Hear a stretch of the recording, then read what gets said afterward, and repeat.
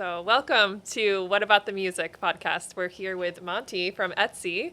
Monty, you want to share, first of all, your government name with the team Sure. here? My name's Daniel Montalto, but I've gone by Monty almost my entire life. Nice. And where are you currently? What's your current role with Etsy and on paper, but also what are you really doing every day? Currently, I lead global brand marketing and demand generation for Etsy, which encompasses the brand marketing piece of it, but also social media, low funnel social, middle, upper, and full funnel influencer marketing. So you're not very busy at all, right? It's No, just no. chill Well, day every day? I have a team who is incredibly talented. Nice. Yeah. And a typical day, is it different? Do you have some sort of structure? Like, how do you keep yourself sane with everything you have going on? I think normally I just go where my attention is needed, right? Where my team needs me to help them, mainly to help them break through problems, right? To empower them to solve the things that they're trying to solve against. Nice. Yeah. Keeping everything in check and moving every day. Yeah, like what are the things you're trying to fix? What do you need? What do you need help with? Do you need more resourcing? So, sort of helping to set the vision, but then also trying to help them to break through problems as well. Awesome. And what I love about your background that is pretty unique for someone in your position at a brand is it's really fundamentally based in music. So tell us a little bit about where you came from and your journey ending up now at Etsy. I actually started my career at MTV a couple years out of college. One of my friends had been working there. I was a political science major, so I didn't have any formal training in marketing or in television. But he was working at the time on series and specials, and I always loved music. I knew it would give me an opportunity to be near music. I also love politics and culture, and translating those for younger audiences was just really appealing to me. So I got my foot in the door there, started working on MTV Cribs back in the day. Oh my gosh, amazing. And Diary, which was another docuseries that they had. I started there, but I quickly transitioned into the news department, which at the time was responsible for like the VMA pre-show, a lot of the live events, presidential town halls, and then obviously all the celebrity and cultural interviews and content and things like that. So we were on TV and then became like a digital first platform, which was great. Nice. Yeah, I'm sure you saw so much evolve during that period too with MTV. Yeah, well, it was really the emergence of social and video, and it was a rapidly evolving landscape. But being first to places and showing up like on those channels like authentically and building like a deep connection and taking an audience first approach helped us to find success there. Yeah, I think what's interesting about MTV too is that it evolved from, it used to be kind of the hub where you discovered music, where you could learn about artists could develop their careers. And then, like you said, it became more fragmented as social and digital became. So what do you think about like the pluses and minuses for artists during that period? Like, do you think that it's harder or easier to be discovered, like as you saw it evolve through MTV? I mean, a lot of what I saw during my time was, I think a lot of the power structures shifted, right? It was very like the TRL days. It was very TRL served as like an amazing platform for so many artists to launch their careers, but social media and things like that have provided new avenues for audiences to build their own followings and connect with an audience, but big and small. So well, in TRL you were ranked, right? It was like just the top 10 or so, and that was was kind of it. Yeah, but I mean, they had premieres, they had new artist showcases, so it was always a place, and at the time there were like lots of other forums for people to show up. But when digital and social really emerged, that was the place where we could give like emerging artists new platforms and showcase them. And, really give them a place to be. So it was like a place for us to connect with them, but also to connect them with their audiences as well. Yeah. And then you had an amazing transition into Spotify from there, right? So what did you do over at Spotify? Yeah, so after I spent about 14 years at MTV. And like I said, during my time there, I did news, I did digital, I did documentaries, I did live programming. I did a little bit of everything there. After my time there, I had the opportunity to go to Spotify and work on social content, which was the foundation of what we had built at MTV and a lot of what we had done there and the ways we were finding and connecting to audiences. And I think taking that like cultural lens and and applying that to a brand it felt like a really good analog for me. And the other thing at the time, Spotify was also really getting into the podcasting space. So that felt like an amazing opportunity to figure out how to like showcase and market that content as well. Yeah. And how, when it comes to artists, like how was the process for selecting artists within your advertising or when you were boosting them or helping them become discovered? Because I know that's a big initiative for Spotify, is like helping with discovery and helping artists' careers. How was that aspect of your marketing experience there? Like deciding which artists are get their kind of platform within advertising, or which ones are part of the playlist and things like that. Like, how did they get them their artists? Well, it was a very collaborative process at Spotify. There was like an editorial team that handled the playlisting. There was a music marketing team that worked directly with the labels, and then the social team. We had our channels as well. So it was, I think, driven by by consensus, right? And who people were excited about. But I think, we all sort of worked together, at least for our channels, right? Because we had our channels, we had places where we could showcase, but it was like more about like aligning on priorities and finding the right artist for the right moment. Yeah, that makes sense. And then did you feel connected to any certain campaigns or artists that you personally discovered when you were there? I'm trying to think. Obviously Wrapped is such a big, exciting thing, right? And we were a smaller part of that in promoting and amplifying it, but every year it just felt like Christmas, and everybody's like so excited to see what's in their Wrap, but like finding unique ways to amplify that and to get audiences excited about it, to tease it, and then to amplify the results when everybody's Wrapped ultimately came out. So it's almost like bringing back the TRL aspect where people are more in the driver's seat of deciding which artists get famous and which ones are kind of part of their own personal experience. So you get to, instead of it being on like a national stage where everyone's choosing the top 10, you get to have your own personal top 10 almost within Spotify. So yeah, well, it's like I think the thing that I think connects so deeply about Wrapped with audiences is that it shows how deeply the platform sees you, right? It's using your data and reflecting it back at you, but in a way that is a reflection of your identity and your personality, but also is something that it gives you something that you can share, right? So you can share it with your friends, and it's a repackaged expression of your identity, basically. Well, that's always what I've loved about Wrapped is, we're in this period where data collection is everywhere. Like you can walk down the street and somehow they're collecting your data, where you are and what you're doing.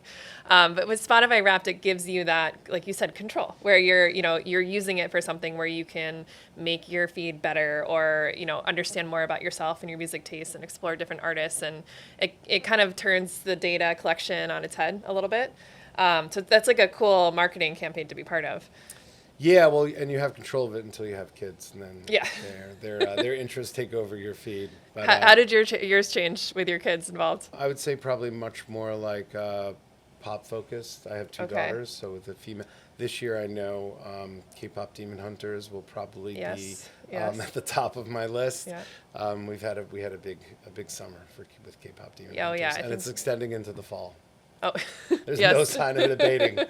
Exactly. It's like the Frozen length. When I was working at Universal and we were promoting Frozen, it was one of those things where that album, usually you have an album released for a movie, it charts for about 6 months or so, and then it kind of wanes. And I remember meeting after meeting, it was like Frozen, Frozen, Frozen, and it lasted for years, literally, where it was still charting. Demon Hunters maybe on that path too. Yeah. Oh yeah, for sure. I mean, it's going to be a global franchise. They're already talking about sequels, and if the excitement at my daughter's elementary school is any indication, it's going to be around for a long time. They are the leading indicator, I think. Yeah. Is young girls. And then that kind of transitioning into Etsy. So how did you end up here, and what's your journey been there? So right, MTV and Spotify, it feels like a very linear music, very culture related. But again, like I said, part of the reason I went to Spotify was that it also had the podcast element, and I really liked the idea of just connecting culture with audiences. And when Etsy came as an opportunity, I saw the same opportunity for Etsy. Like, if you think about it, Etsy is, a place where creators come to, market their creations, right, to audiences and, or consumers or buyers in our case. And, it just felt like a really great analog where I saw such an opportunity. It's a brand that I think a lot of people have good feelings about. People obviously really want to look to support more small businesses, and the idea of it being like a creator marketplace was really appealing to me. So I saw a really good opportunity to take some of that, like just some of the experience I had in connecting audiences and culture and bringing it to Etsy. It's very cool. And how do you, because I know the Etsy community is very active, very passionate, but your job is really bringing new people into the community, right? So it's getting the word out there about how you can get involved and the products that are on the site and all of that. So with kind of being the head of advertising, like how do you bring in a new audience and kind of explain what's happening within the community there? Yeah, well, I mean, one of the things that we've really leaned into is cultural partnerships. Like recently, we just partnered with some players from the WNBA as part of a partnership. But, so rather than just turning them into brand advocates, we actually, with a lot of our campaigns, what we'll have them do is co-create creations with Etsy sellers. So clothing, nails, and they each developed their own individual line. Which was super exciting, but also a way to really bring that creativity, have them flex a little bit of their creative muscle, while also partnering with Etsy sellers, which is amazing because, Etsy as a platform is so big. We have so many successful sellers on the platform, but for any individual seller to be amplified, at that level is, it's life-changing for them. So it's super exciting to be able to do that. Yeah. And, that's cool. And so I'm sure you have those internal discussions about kind of those partnerships and how they come to fruition. Do you have certain pillars within Etsy where you want to make sure that, you're hitting certain segments or just getting certain communities rallied and excited? Yeah, I mean, I think for us, the root of it is always authenticity, right? Do we feel like the people we're partnering with feel authentically connected to our audience and to the creators that we're working with? Another one that we did, one of the ones that we did last year, was we partnered with Kacey Musgraves as part of her album release. So when she released Deeper Well, we had not only an exclusive set of charms that she co-created with an Etsy seller to release to promote her album, but she also curated an Etsy mood board of all products from Etsy that were mirrored the aesthetic and the vibe of her album, so that fans could use it as a shoppable experience as an extension of her album, which is really exciting. Oh, that's a huge when it's someone who feels kind of connected to the platform too. That makes a big difference. Yeah, and especially and that's I would say relevance is a big thing, but I think also how deeply engaged are they going to be, right? We really look for that authenticity and and that engagement in how they're going to show up and participate in the campaign as well. Right. Yeah. Oh, that's great. That's all. They can hit or miss, I think, when you have the right talent there. So yeah, for sure. That makes all the difference. Yeah. And so for us with music, our focal point is really about how music is at the center of or not the center of certain pieces. What's your philosophy on finding the right music or pairing music with the spots that you're putting out there? So, I mean, music's such a critical component, of everything we do, right? From our social posts to our, our TV, our holiday campaign that we're working on right now. It's such an integral part of the campaign, and having the right music for the right moment, and is just absolutely critical. Have you had any times where either it's changed it, where you've had one piece of music didn't quite fit, and then you saw it kind of turn around once you found the right fit there? Yeah, I mean, I feel always, right? When you're that deep in the creative process, right? You're trying to find the right thing to match the moment, right? And sometimes we'll get it right, or the director or or the content creator will get it right out of the gate, but sometimes not. And obviously, for the moments that have the biggest audiences, like our holiday campaign, we have there's a lot of conversation around it. But normally we have a pretty good sense of that going in, right? Yeah. Of what the vibe is, what the aesthetic is, and we find the music to match that moment. yeah, it can make or break the creative. Do you feel like Etsy has like a sound where, if you're going for a brief, you go in different genres or different themes or lyrical themes or whatever it might be, but are there certain non-negotiables where you're like, Etsy, I know, line in the sand does XYZ? I mean, I think, obviously it's going to depend on the campaign and the moment and the partnership and even sometimes the channel. But I mean, I think as Etsy, we have a pretty wide range in which we could play, but, Yeah. we want to pick things that generally, I think I think we have a pretty wide breadth, but I think there are some things that might would feel off brand if it was, Yeah. but again, like as long as it matches up with the story we're trying to tell, like that's Yeah. it, Well, yeah, and the other side of the coin for me, my favorite pieces of music with advertising are those that are surprising. I didn't expect them. Like it'll be like some banjo riff that fits perfectly with a holiday campaign or whatever it might be. We did a study last year that the most effective and memorable holiday campaigns were those that didn't use traditional music. They either used like, instead of the sleigh bells, it was like a hip hop beat or, even a country song or whatever it might be. So those surprising moments, I think, are really kind of the magic in advertising, and they like stick in people's minds. Did you ever surprise yourself with a campaign where you had one thing going in, a certain mission with it, and then you heard a certain song and you were like, oh no, that's it? Has that ever happened to you? I'm trying to think. Nothing that immediately comes to mind. I mean, there are always those moments, those like creative aha moments where you find the right track and it just completely changes the creative, or it feels like you've got a vision in your head for what it sounds like. Yeah. But and then you either you find that track or you get the draft of the composition and it's exactly like sticks the landing. But it's like one of those things where it's like it when that Yeah, moment when you hear connects. it. And sometimes you can start to feel like you're just trying, but the payoff is always worth it Yeah. when you take your time to try to find the right music. Well, for the I think moment. that's the tricky part. Have you found a rhythm kind of operationally to help that happen so that you have the time and space to find the right piece? Because I think for us, what happens a lot of times is there is a time crunch where, people don't think about music until the last minute of the creative. It's all done, dusted, ready to go live in a week. And, oh, wait, we have to put some music on this. Have you found operationally, are there ways that you can kind of get ahead of that so it can be part of the process earlier on? I mean, I think it's like always an opportunity, right? Like we've done as much as we can to try to pull our timelines up and allow for those things, but sometimes you get like you can't do everything at one time, right? Yeah. Because of resource constraints. So the process of landing the right creative, casting, finding the right director, like all of those things take time. Sometimes though that is happening in parallel, right? If we're trying to say license a track or find the right version of a track that Yeah.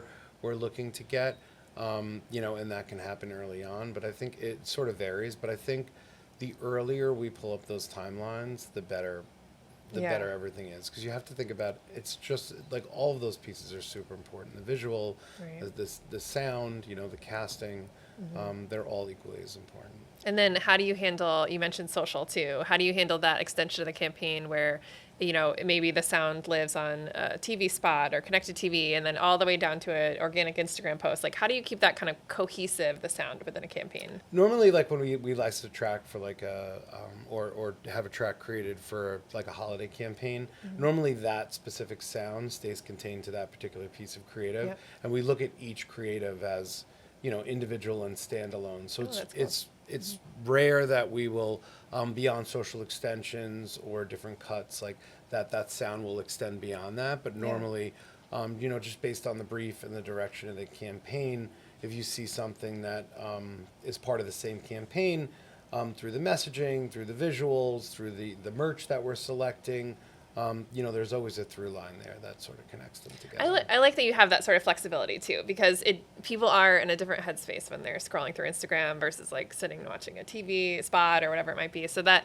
is nice that you have the through line, but you still give yourself that flexibility to think how is the person consuming each piece of content, audio with their audio or otherwise. Yeah, and especially, I mean, because each piece of content and creative is different, right? So Right. to try to use the same music on it Yeah. might not fit, right? Right. So, and a lot of times we'll, especially for social content, we'll partner with creators and helping them to find the right sound for for their pieces. And, obviously we have an internal team that creates a ton of content.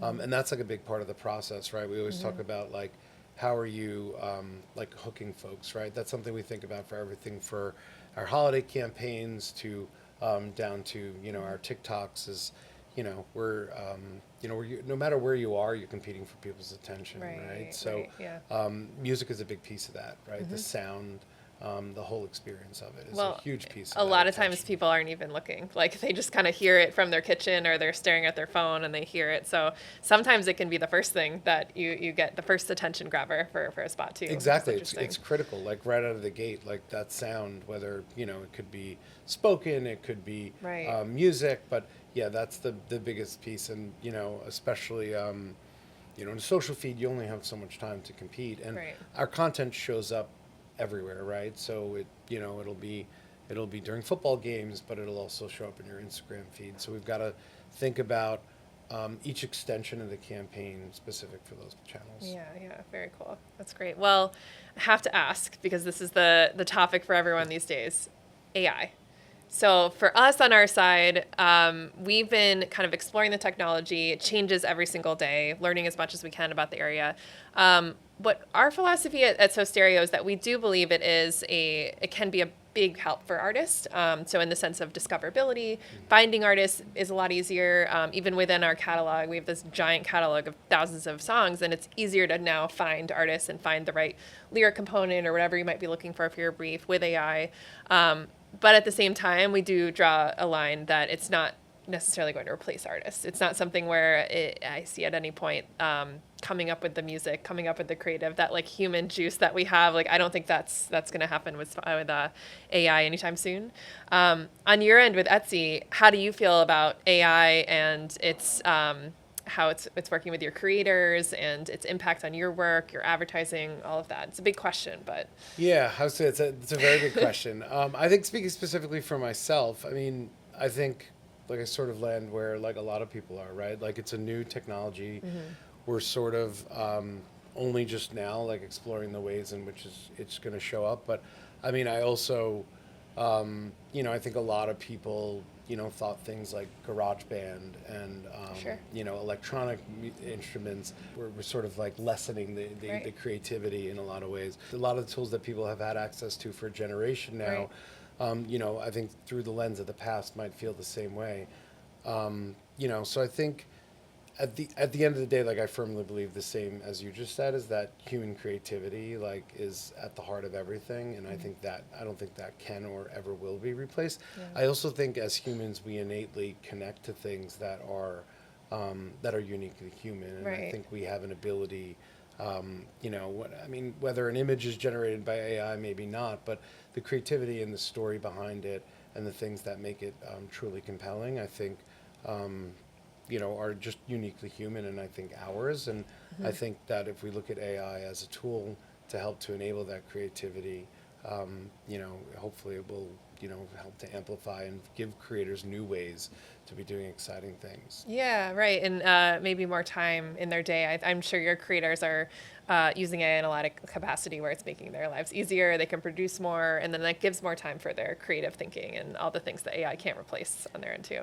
Yeah, and a big part of the creative process is trial and error, right? Sure. So I think a lot of what technology can do is it can give you more period for trial, right? So more data, more just more attempts at creativity. So I think it will vary, I think, per medium, but I'm obviously, I think, like everybody else, keeping a close eye on it, seeing what it can do. And for Etsy, a lot of it is how can we leverage it to help to like enable our creators and our marketplace. So what are the ways we can use AI to help to market our sellers' creations and to amplify their creativity and to help connect that and find new audiences. So at the end of the day, if it's all in service of the humans and of the creators, I see it as a net benefit for sure. Yeah, very cool, very cool. Yeah. And then I have to close with what are you listening to right now? What's on your Spotify playlist if your kids are not involved in your Spotify Wrapped? Well, that's inevitable. I will say, like, having come from MTV and Spotify, like, it's like my as my kids have gotten older, like our interests have converged. Interesting. So Yeah. like, I was joking about K-pop Demon Hunters, but that soundtrack's pretty good. But You you know, like like I would be lying if I said I didn't listen to it in the Yeah. car without the kids. So I would say like my oldest is now 10, is almost 11. My youngest is 7. They both have their own Spotify accounts. They can make their own playlists, and I think sharing like discovery with them is one of the most exciting things. So Yeah. a lot of my stuff, like a lot of my playlist, I would say is kid friendly. I still have a lot of stuff that I listen to when they're not in the car, like the new Clips album, or Yeah. like a lot of things that might be not safe for work. But I will say like the pop piece of it, and also the thing that I've always connected with about music is the fandom of it all, right? Yeah. Is Yeah. the way that I came up in like the DIY music scene, like punk and hardcore, and to me that was like so special and so unique that you could go to like a warehouse in your town that somebody put on a show, and see like your favorite artist up close, and but I think like that's what everybody loves about music as like an experience, and I think now being able to share that with my kids is such an amazing thing. I was telling you before, I recently took my oldest to see Blackpink, who's like Nice. her Yeah. number one. But somebody was recently asked like, "Oh, she got you into Blackpink?" And I was like, "I actually got her into Blackpink." There you go. So Yeah. I made her a playlist and of like a lot of female, empowerment songs for her Yeah. lacrosse team, and the Girls was one of the songs on there, and awesome. she fell in love. So it's Amazing. been so great and exciting just to share that journey with her, and so a lot of my concerts now are driven a lot by them. So, Yeah, I love the idea of convergence. It goes both ways, where they're learning from your end, you're open and learning on theirs too. I feel like there's such a like it's mostly like, I feel like it's such an analog for sports, right? Yeah, Like yeah. like a lot of people pass down their fandoms, and Sure. I feel like that doesn't happen as much in music, because I feel Sure. like a lot of Yeah. parents stop engaging with new music when they when they get older, or they just they find other things. Like I've never been like that. Like I've always wanted to discover new music, so now it's like exciting that we're on this discovery journey I've actually together. never heard of it that way, but you're right. You can, your dad was a Jets fan, you're a Jets fan, whatever it might be. It's cool to say, maybe for me, I was like showing my son Alanis Morissette the other day, and he took a little bit, and then by the second time he listened through, he was like, "Mom, this is amazing." So I think there's that too, where my mom passed that down to me when I was a little kid. She was listening to that, and then now, he's 6 years old singing Alanis Morissette. So you just never know. Yeah, exactly. Yeah, exactly. Yeah. Awesome. Well, thank you so much for being here. Yeah, no, I just want to say thank you so much for having me, and I really enjoyed this conversation. Awesome. Thanks, Monty. Yes, thank All you. right, there we Betsy. go. Take care.